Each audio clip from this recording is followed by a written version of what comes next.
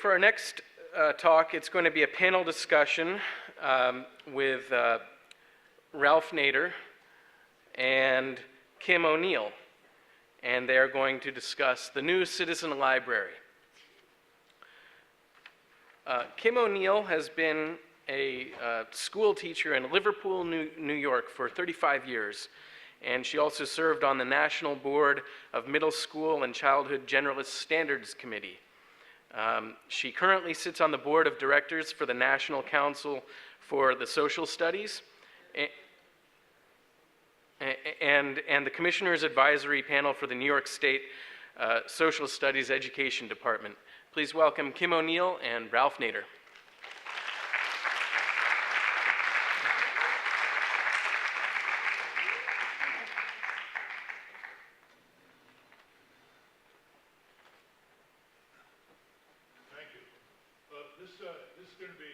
Great opportunity because few people know what's going on in the schools as Kim O'Neill does, both as a teacher and a long-time high-level official in the National Association of Social Studies Teachers.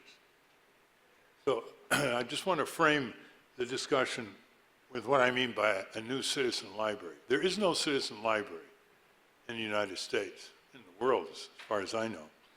This would not only be a library that would do traditional library functions of archives and books and digital information sources, but it would be a teaching library, both direct and by remote technologies.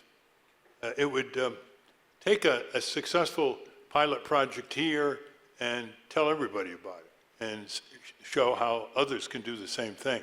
So you have an emulator function. It would propose new ways that people have written about, but they haven't yet applied into how to create thousands of citizen groups. We need thousands of citizen groups, local, state, national. When we look at how we progressed in this country, it's because we have a handful of citizen groups. So how do you start a local neighborhood group? How do you start a national group? How do you start an international group? How do you fund it? What are the mechanisms? Who do you go to? How do you recruit good people? There need to be hundreds of thousands of new jobs in this civil society that are not charity jobs, they're justice jobs. A society that has more justice needs less charity. Like soup kitchens we have, and they're important for hungry people to have food, but why do we have a country that has to have soup kitchens? We're rich enough so people can have a good livelihood and not have to go to soup kitchens. So that's the difference between justice and charity. So I want to start the discussion with what is the field of opportunity where a citizen library, should it ever get funded by either some rich people or foundations, what would be the field of opportunity? It would obviously be students, it would be schools. That's where you would start. The earlier, the better. The earlier, the faster. And we've all been to grade school and high school. I considered it a huge waste of time. I think you could teach everything in 8 years in 2 years and find something else for the kids to do if they can be kept off the street. And it isn't because the teachers don't want to teach it. It's the bureaucracy, it's the red tape, it's the pacification strategy of those who have control over the society. It's a lack of imagination. There are great examples here, there, all over the country in schools, but they don't get diffused over thousands of schools. That's one of the problems that bureaucracy generates. So let me start. When we talked on the phone, Kim, you mentioned that social studies are under tremendous pressure because Leave No Child Behind and they emphasize the sciences and math, but the humanities, history, politics, study of government, economics, that leads possibly to free thinking. That's pretty dangerous. And so this could be education in contrast to training, computer design, code, that sort of thing. So let me ask you, Tell us what the situation is in thousands of schools around the country in social studies. And first, for those who don't know what social studies covers, the subject, just quickly define it. Very quickly, it would be all the disciplines: geography, history, civics, economics, the social sciences. We're very inclusive. We like everybody. And it's just a great honor to be here, and I love to be in a room that looks like I'm in a social studies classroom, so thank you very much for choosing this. That's quite appropriate. To tell you what is the state of social studies, I would have you just picture an electric stove, 4-burner. And the 2 front burners, pots are on there, they're boiling away, things are going crazy, and you could think of that as your English and math. The back 2 burners, the next one's, it's going okay. Maybe it's not boiling over, but that's science. And then the other one, remember it's electric stove, the burner's turned off, but at least the lid's on the pot, and that's social studies. Because at this point, we are so marginalized, it's unbelievable. In the elementary classroom, if you're getting 15 minutes a week of social studies, that's unbelievable. That's the truth. I mean, that's what's out there. It's so marginalized. And you want to say, well, why is that? And you mentioned it with No Child Left Behind, because they were like, well, let us have the schools have a report card. Let's make them accountable. Let's have assessments. Social studies isn't tested. So at first, we're like, oh, we're not going to have to be involved in any of this. Isn't that something? But if you're not tested, you're not counted. So therefore, there are no funds put towards the content. It's unbelievable. So the National Accounts for the Social Studies, of which I'm the past president, of course, we have one lobbyist. I like the group you said that had 400, but we have one. And then those of us on the board will go to the Hill and we'll meet with our representatives. And I'm thinking, well, I'm with the choir, right? Because everybody there must be a political scientist major, right? Right? So I thought everybody would be pro-social studies education, and they just go, well, we really don't have anybody who's heading that department, but we'll give you our STEM person. So I meet with them, and I said, isn't this sort of an oxymoron that you all are here, and this is your interest, but you don't support social studies education? And I go, I grew up in the Cold War. Maybe this is a conspiracy or something. I don't know. And they said I was giving Washington too much credit. But it's very serious. It's very serious. And when I see it here today and I listen to you want engaged citizens, you want people invested in democracy, we want people to feel empowered, we want critical thinkers, exposure to a range of perspectives. I'm sitting there going, isn't this social studies? But yet, we here are under this marginalization that is just frightening and for the foundation of democracy. So I sound like a rabble-rouser and scaring you, but you need to know about this. Well, what about the social studies teachers? How many thousands of them, and why don't they organize and have a full-time group to advance and protect their careers by having a full-time group of advocates who can be one step removed and have the social studies teachers feed them all the information and how the propagandists are eroding the most important subjects in school. I mean, these are the most important subjects. Our founding fathers, when they went to Philadelphia in 1787, as far as I know, none of them were experts in stagecoach technology. They knew jurisprudence, philosophy, sociology, history. That's what they brought to their deliberations.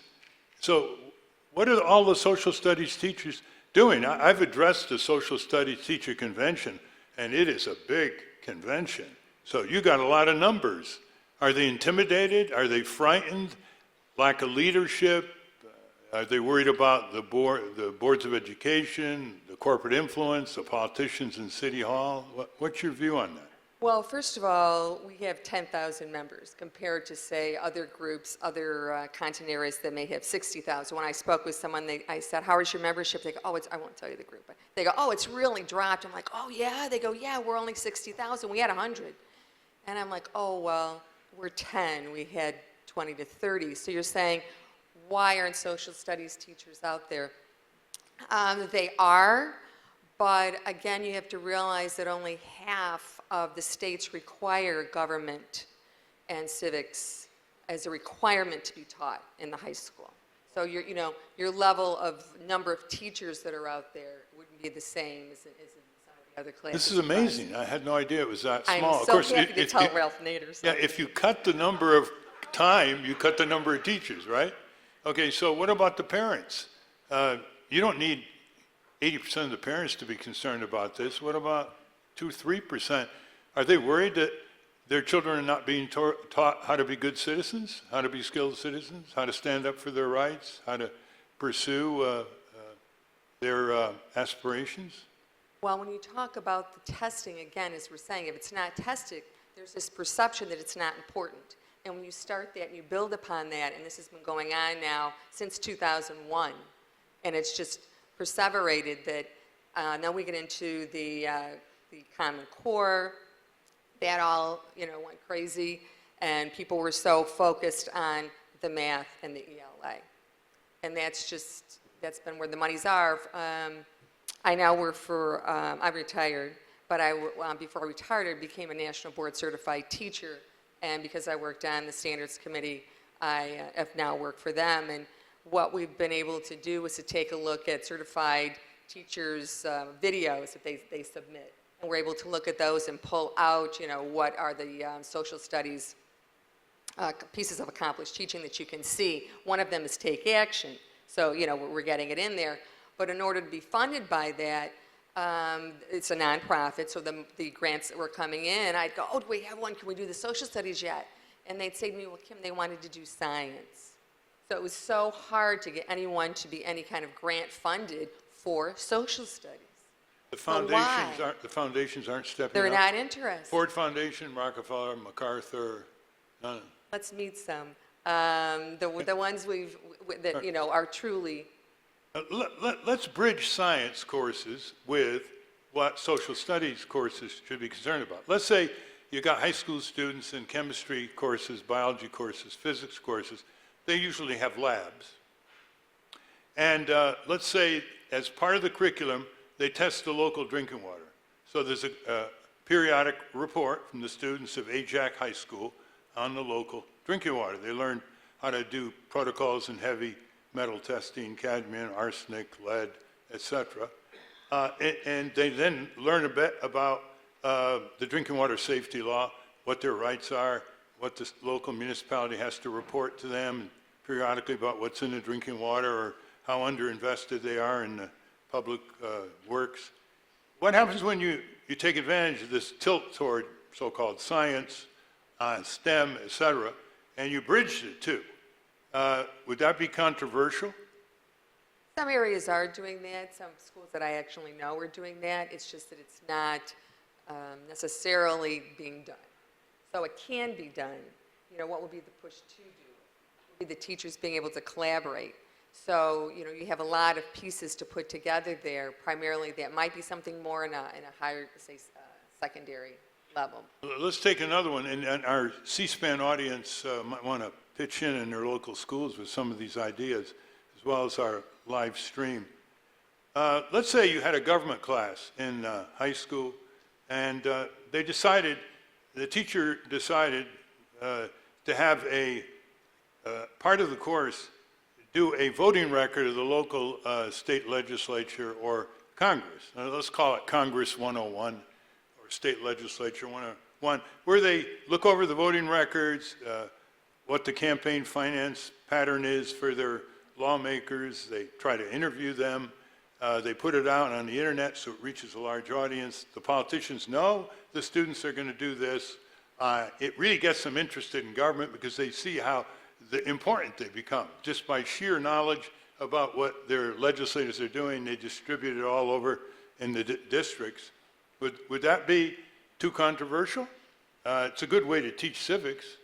Yeah, I don't think it'd be controversial. It'd be depending on where you'd be able to do it. If it'd be a high school, what level, middle school, depending on what the report card was for the testing, the middle school might be very limited in the social studies classes. There might be, again, that push towards the ELA. So, because social studies isn't necessarily mandated in middle schools, so you have that little bit of a leeway there where it's not taught. So sometimes you're finding groups, a gap, among students, depending on what schools they go to, what areas, as to who's actually getting any civics education. But what about the standardized curriculum? Will that eliminate any kind of individual initiative like this by this physics teacher or the chemistry teacher? Often it comes right down to districts, say New York. It could be different states. I don't know many different states, but sometimes it's at the district level. You can have a state standards, state framework, and from within that, the districts control. How do you think the students would react? I mean, one of the problems with students, short attention span, nonstop looking at their cell phone, and being bored. And that's what I hear, being bored and so forth. Do you think this would really excite students? I mean, they become very important in the community, let me tell you. I've seen. I totally agree, and just personally what I did, it was more through grants, were things that I did with my students in the community, because that was always trying to be the reach that I was trying to do. But if it's not written in, I'd not necessarily say it's going to be happening. You know, there is a fifth grade student in Salt Lake City about 20 years ago. You probably heard about her because she got national attention. A little girl came in and said, there's a waste dump down the street, and the teacher said, what do you mean? And so she took the teacher down, and it was a whole square block that was covered with shrubbery. It turned out it was a waste dump. And so she put the students on the project. And, they had press releases. It became minor celebrities. They cleaned up. The mayor ordered the cleanup. And so the teacher wrote a book on kids and social action for all teachers.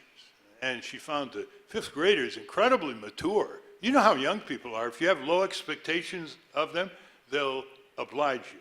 If you have high expectations, they'll surprise you. So she was really surprised. And Salt Lake is kind of conservative, Utah, but this affected everybody. It didn't matter what the ideology was. People don't like, cloistered toxic waste dumps. Let's take the fifth grade.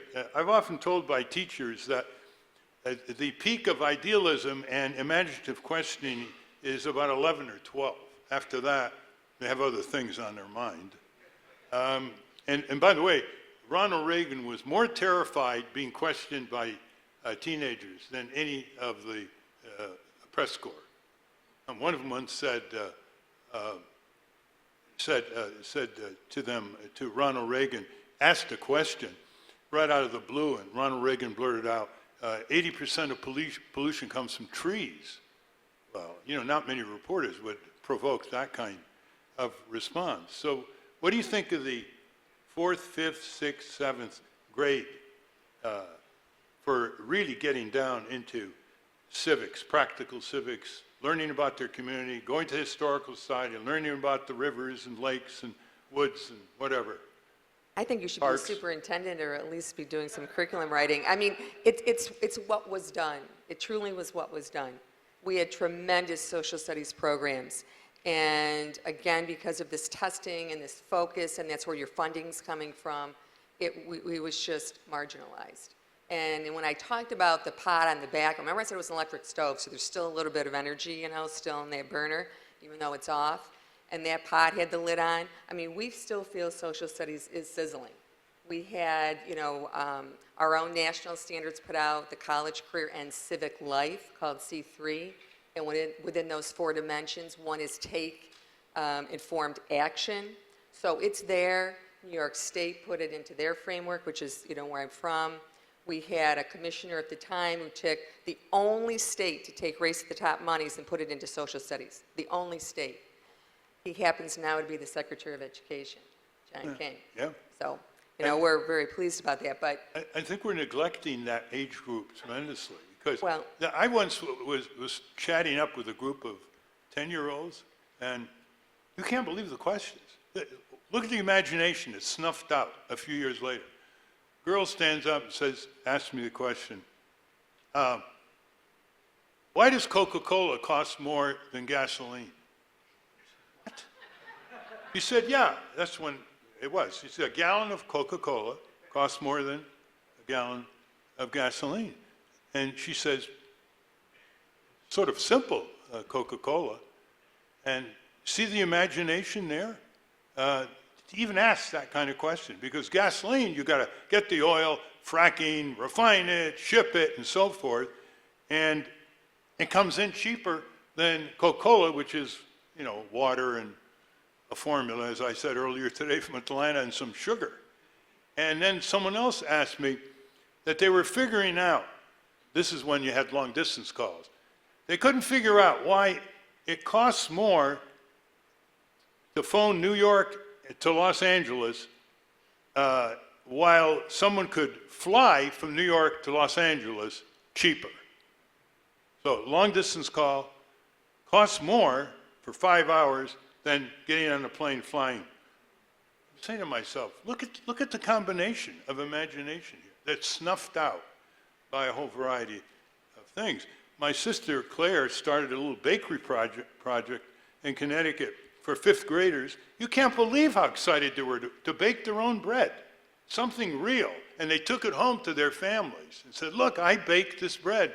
And we had someone come up and talk to them about grain and yeast and, you know, all the processes before they got the flour. So in a simple question, give me your most revolutionary thoughts. Of getting social studies education back on the burner? Yeah. I really feel if there's a way that we can collaborate, be it the various organizations, the content areas to work together. Right now, we're trying to do that with science because they don't feel they're, you know, right on the docket. It's other organizations, if we can just work together to get the word out there, because we're just sort of by ourselves, and people they can't believe it. They can't believe that it's happening. So how we go about that, as you say, trying to get membership, we've tried and tried, obviously hasn't worked. How do we get our membership working together and being advocates? And what I really think, we've spent time at the Hill, I think it has to be right back door to door.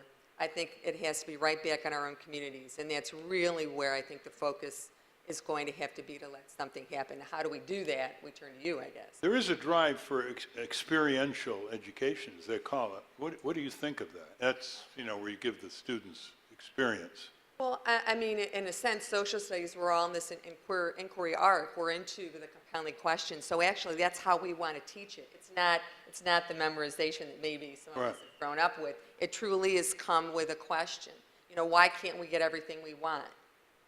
Present that to even seniors, actually, you know, as a topic, as a question, get involved in the rights and so on. So that's really the way we want to teach social studies. We want to do it, but give the audience around the country your website, your contact information. So if they want to start something in their local community, no excuses there. You got parents who would love to have their children come alive intellectually and normatively, and instead of coming back sort of drudgingly from school. Cool, but NCSS.org is the National Council for the Social Studies website, so NCSS.org, and in front of that you can just say K. O'Neill, 1L, O-N-E-I-L, at NCSS.org, and we will certainly work with you, with our state councils, to revolutionize and get social studies education truly back into the classrooms. Do you have materials that you can send to them? We sure do. See, years ago, we started what we call an academic cookbook. It's for the people. It had all kinds of projects for high school students, for example, learning how we should select a jury so it's representative, learning how to rate hospitals, learning how to compare food prices in different supermarkets for the same brand to see what the best shopping location is. And we're ready. Yeah, we got the stuff. Yeah, it's so simple. Teachers are ready to go. That's why it's great to hear these people speak. Yeah, well, they can learn all. They can learn how to put on a news conference. They can learn how to develop coalitions. They can learn how to avoid being discouraged, because the history of success is always preceded by discouragement, or failure, defeat, and you got to rebound. They learn how to share credit. You want to know what I think is the worst peril to education today? Well, Karl Marx once said, religion is the opiate of the people. That's pretty offensive to a lot of people. I think there ought to be a modern version of it. The cell phone is the opiate of the people. And, this is an addiction. It is a narcotic, especially for younger people. They have it in their hands all the time. And when you look at the screen, the television screen, the computer screen, the cell phone screen, 10-year-olds, the studies show, 7 to 8 hours a day. 7 to 8 hours a day. And those aren't even the ones that are addicted to video games. I mean, that's a 24/7 problem. So how do you face up to that? Do you think schools should ban cell phones in the classroom? Do you think colleges and universities should do it? What's the point of lecturing students and having interaction with them, and they're sitting there figuring how they're going to win a video game or whether they're going to buy some clothes? Well, what they've done is try to use the cell phones within the lesson. So it's not that you're watching a video game, but whether it's looking something up or they're trying to incorporate it because the fight was just almost too big to. All right, so recently I was talking to a high school, and after the speech, six students went and had some food at the cafeteria. So they pre-selected themselves. They wanted to know more. So I'm talking with them, and suddenly I realized they're terribly fact-deprived. How can you have an information age and be fact-deprived, right? So I said to them, do you know the names of your 2 senators? No. Do you know the name of the governor? It's Connecticut. No. How about the name of your member of Congress? No. Well, do you know any Supreme Court justice? No. You know why they don't? Because they can get it instantly on the internet. So why bother putting it in their heads and developing a context day after day where they can build on it? So I think we've got to do something like an arm around the shoulder, because we're allowing a complete generation to grow up supremely unself-conscious about their addiction because it feeds their ego. It feeds their befriends world. It feeds what is gratifying to them. I mean, sometimes I have to tell young people when they're crossing the road, hey, look the other way. They're looking down. Petitioners can't get signatures as fast per hour because everybody's walking down the street looking at this thing. What's your answer to that? You think I'm exaggerating? Well, I don't know if it's just, quote, young people. I've seen some over. Oh, yeah, no doubt. But just wanted to put that out there. no, it's all, but it's very pronounced in terms of the lack of self-consciousness of what it's doing to their brain. So what would you do? I guess we put stock in Apple. I don't know. I mean, I don't really think there's, at this point, I'm sure we look back in generations, they could say it would be the television, the telephone. It's being able to use it in a positive manner versus, as you're saying, put it into a negative. So I don't have an answer. There is a big difference. The parents can turn off the television. Well, you can also disconnect that. You know, you can pull the plug. Are we left with electromagnetic attacks? That's the only thing to do with it. I think, there's a writer in Canada who wrote a bestseller on the unself-conscious society.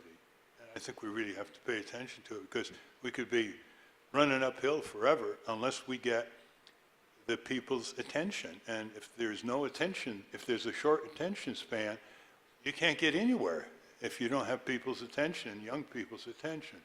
But I think it goes back to, as you're saying, to engage people in something that means something to their lives, which drives me back to social studies, and that's what we have to get them engaged. Which is person to person, outside of virtual reality, in the real world. That's social studies. And they like that. They like that. It's a social interaction. Yeah. You have to save them from themselves, right, Kim? Yeah, okay. I'm ready. Any last thoughts?